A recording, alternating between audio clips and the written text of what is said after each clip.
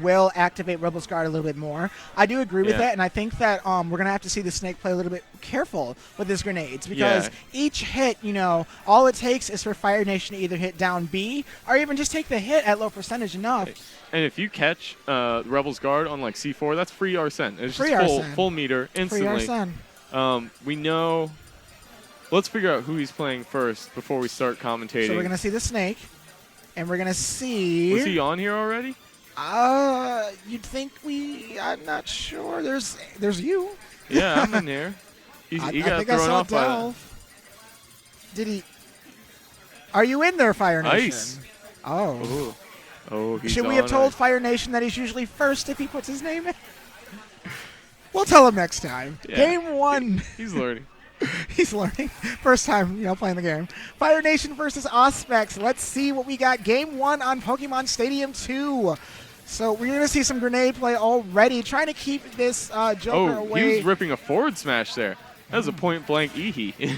Yeah. So we did see the grenade come out right there, and then it looks like FireNation kind of stepped back a little bit, knowing that, hey, this isn't a true enough combo. Oh, but there's the grab. Okay. Oh, that's unfortunate. Oh. Falling back onto the grenade. You got to keep an eye on those. Okay, we're seeing some double grenade tech there. Oh, He's pulling, dropping, pulling another, and then, once you have two and the timing is totally mixed up, it's really hard for especially the opponent to keep track of which one's coming at them. So Ooh, he has this labbed out pretty well. there's a little something with the top tiers in this game than any other character. Okay. When you're playing against the top tier, you really have to play their game, and it looks like AUSPEX is making FireNation play his game a little bit more. And there you have it, the up smash, taking it right there. He's literally grabbing him by the throat and saying, "Wait right here." There we go. He grabbed him straight out of the air. Yeah.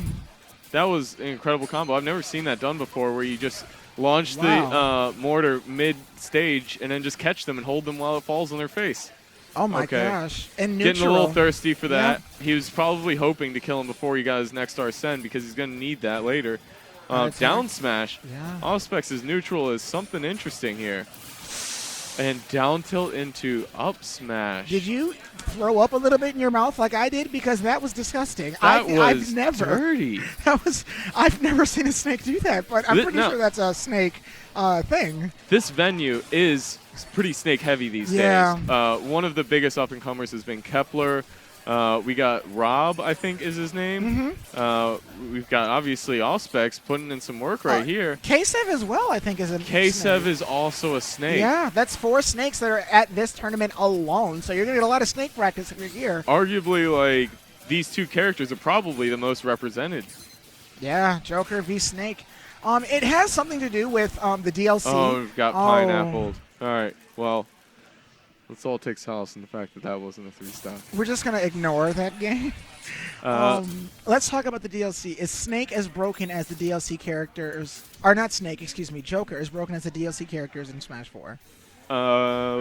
Depends which ones you're talking about. I mean, hey, you got all of them, like Lucas, Roy. They were not very good. You had Mewtwo, who was terrible for a long time, but after like the 5th buff in a row, started to become really up there, pretty top tier. And then there's Cloud and Bayo.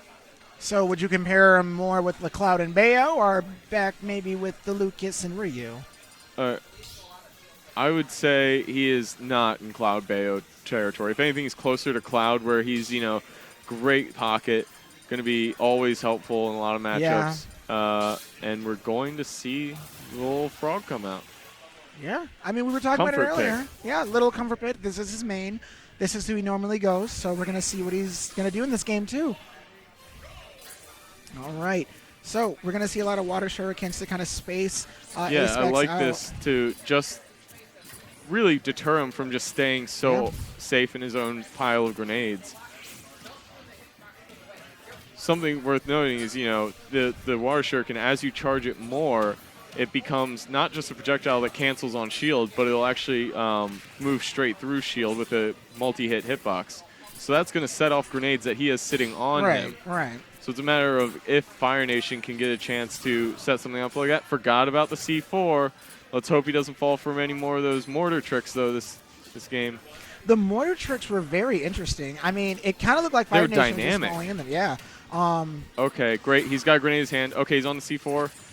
getting off of it. That was a nasty trap set up by AUSPEX, but FireNation holding that shield, not rushing in. He's playing a little bit more patiently than the last game, and it's doing him a little bit more justice, but not quite enough. You got to get something going. I would almost say this looks like a matchup that AUSPEX isn't particularly familiar with. Are you? Well, obviously you are. Yeah, Greninja, but not many people are. But it seems like he's falling for some of the basics. Oh, no, not keeping track of it. Speaking of falling for the basics. But he fell for the shadow sneak coming back to stage. He's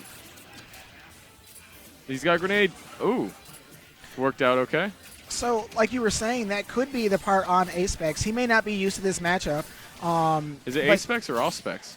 Probably AUSPEX. We're going to go with AUSPEX. We'll ask him afterwards. Oh, I think he got... Yep. Oh, there's a mortar.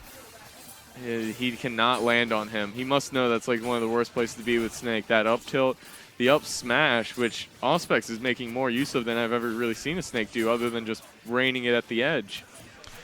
So for the Twitch world out there, Suplex and I actually know FireNation. He's a pretty good friend of ours.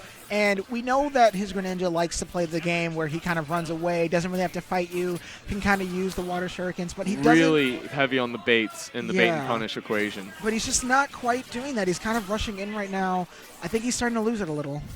And it's something that I think we've all talked about a lot, is that we do not have a source of good Snake matchup. Yeah. That we don't get the experience that we need to really learn this. Snake was a problem in the beginning of this game for a lot of people, but he has remained an issue for quite some time in this game now. All right, so we're not going to see a 3-stock potentially. Okay, air dodging to get back to stage. That dash attack's going to catch him. This kill is completely eluding FireNation so far. The grenades are actually tripping him up a little bit. He's picking them up probably by accident. He fell straight into the C4 again. Let's... Over 200%. I think most people would hope that you have the stock well before this. I mean, all these trades are coming in, and Greninja does not want to trade. He is not a trader. He's got the long frog legs. He's got... No. You know? No, he needs to win neutral. Yeah. With a punish that's bigger than what the opponent can get. A forward tilt, going to take it. At 220 plus. Now, we know Greninja can do some pretty wild platform combos. Drag downs, all kinds of, or... I get what you're saying. It's not over until the fat lady's singing. And, you got back on stage. Yeah, the stage control is going to be really good for FireNation right now. Oh, there's some good Greninja combos that we're used to seeing. It. He needed to get that drag down going earlier as he fell. You see, it's a game now of attrition. Who really can outlast the other? And, you know, when it's 2 stocks to 1 like this, and you're Greninja at 156. I would just hope that, you know, if you're this low down on stocks, you're just taking all the notes you can. Yeah, yeah. This is where you got to get the data, make sure this doesn't happen again. Getting underneath the C4 that time, that can kill you beneath the stage, but I think Greninja's easily low profile enough to make it under. So you kind of have to think to yourself that if we would have seen the Greninja the first game and then game 1 looked like this, Greninja probably would have done better the second game. And it's kind of sad that we saw the Joker first when we see what Greninja is capable of doing. Yeah, it seemed like he just wasn't comfortable with the Joker yet enough to start working around this stuff. Well, that was game 2. GG.